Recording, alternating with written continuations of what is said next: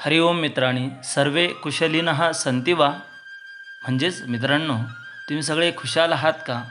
तर तुम्ही सगळे खुशाल असाल अशी अपेक्षा करतो आणि आजच्या या व्हिडिओला सुरुवात करतो. या व्हिडिओच्या माध्यमातून अशीच काही आणखी महत्त्वपूर्ण वाक्य आज आपण पाहणार आहोत. चला तर मग सुरुवात करूया. तुम्ही कोणत्या वर्गात शिकता? हा जर प्रश्न आपल्याला एखाद्या पुरुषाला विचारायचा असेल तर भवान कस्यां कक्षायां पठति? भवान कस्यां कक्षायां पठति?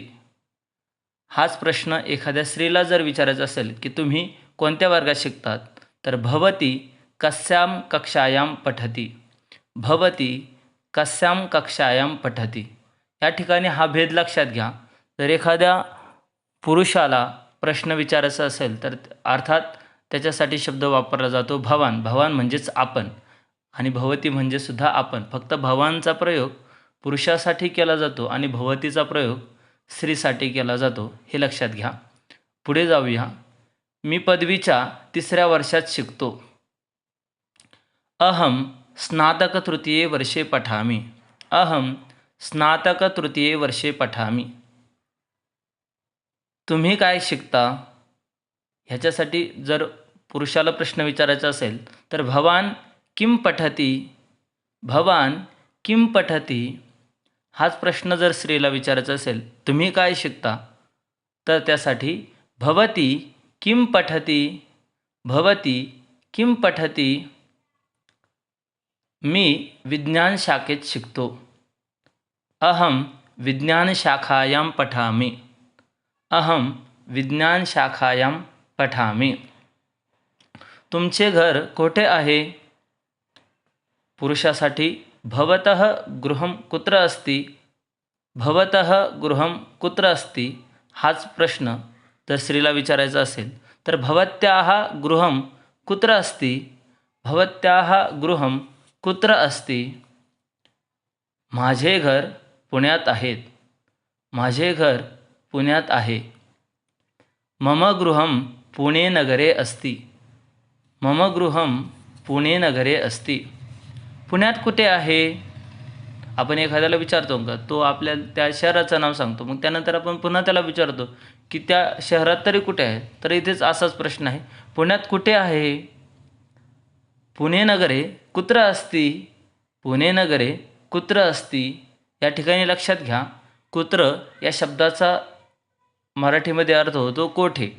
बऱ्याच वेळा आपल्या मराठी शब्द कुत्र या प्राण्यासाठी वापरला जातो, त्यामुळे बऱ्याचदा फसगत होण्याची शक्यता असते. परंतु कुत्रे या शब्दाचा मराठीमध्ये अर्थ आहे कोठे. तर पुणे नगरे कुत्र अस्ति? पुण्यात कोठे आहे? रामकृष्ण मठाच्या जवळ. रामकृष्ण मठस्य समीपे. रामकृष्ण मठस्य समीपे. या कधीतरी माझ्या घरी. आपण एखाद्याला म्हणतो ना की अरे माझं घर तिथं आहे, तर कधीतरी तुम्ही या. या कधीतरी माझ्या घरी. आगच्छतु कदापि मम गृहे. आगच्छतु कदापि मम गृहे. हो नक्की येईल. आम अवश्यम आगमिष्यामि. आम अवश्यम आगमिष्यामि.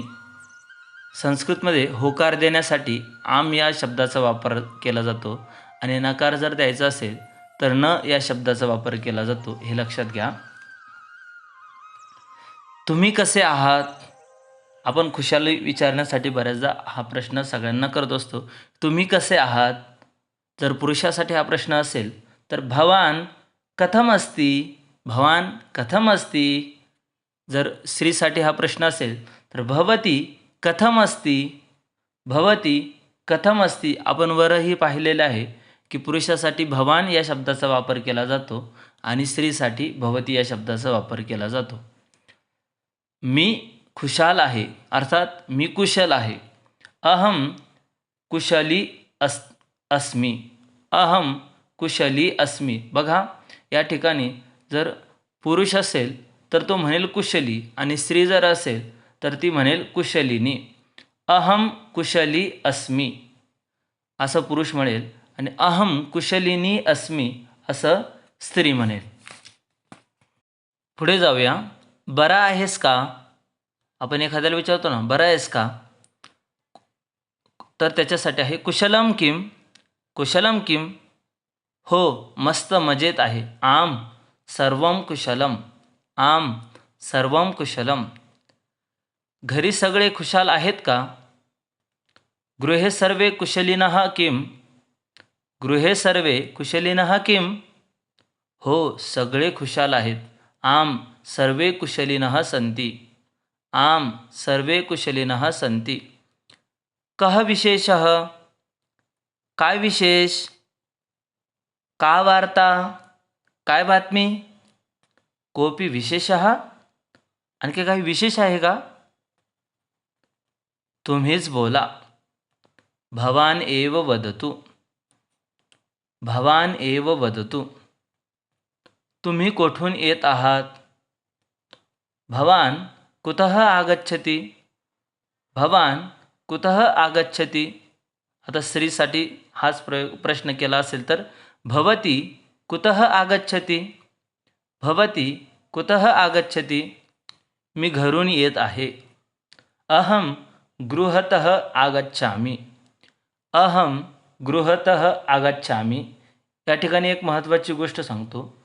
कुठल्याही शब्दाला जर आपण तह हा प्रत्यय जोडला तर त्याचा अर्थ होतो पासून. अर्थात गृहतः म्हणजेच घरापासून. विद्यालयतः असं जर आपण म्हटलं तर त्याचा अर्थ होईल विद्यालयापासून. मंदिरतः मंदिरापासून. पुढे जाऊया. तुम्ही कोठे जात आहात?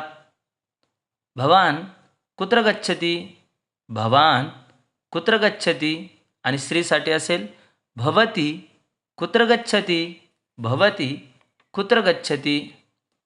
मी शाळेत चाललो आहे. अहम पाठशालां गच्छामि. अहम पाठशालां गच्छामि. मी तुमच्याविषयी ऐकले आहे. मी तुमच्याविषयी ऐकले आहे. भवतः विषये श्रुतवान आसम. भवतः विषये श्रुतवान आसम. आता हा जर स्त्रीसाठी असेल तर भवत्याः विषये श्रुतवान आसन. भवत्याः विषये श्रुतवान आसम. आता या ठिकाणी लक्षात घ्या, भवान या शब्दाची षष्टीचं एक वचन होतं भवतः आणि भवती या शब्दाच्या षष्टीचं एक वचन होतं भवत्याः. मित्रांनो, अशा प्रकारे व्यवहारातील काही महत्त्वपूर्ण वाक्यांचा संस्कृतमध्ये अनुवाद आपण पाहिलेला आहे. जर व्हिडिओ तुम्हाला आवडला असेल तर लाईक करा, शेअर करा आणि चॅनल जर सबस्क्राईब केलेलं नसेल तर नक्की सबस्क्राईब करा. नमो नमः. पुनर्मिलामः.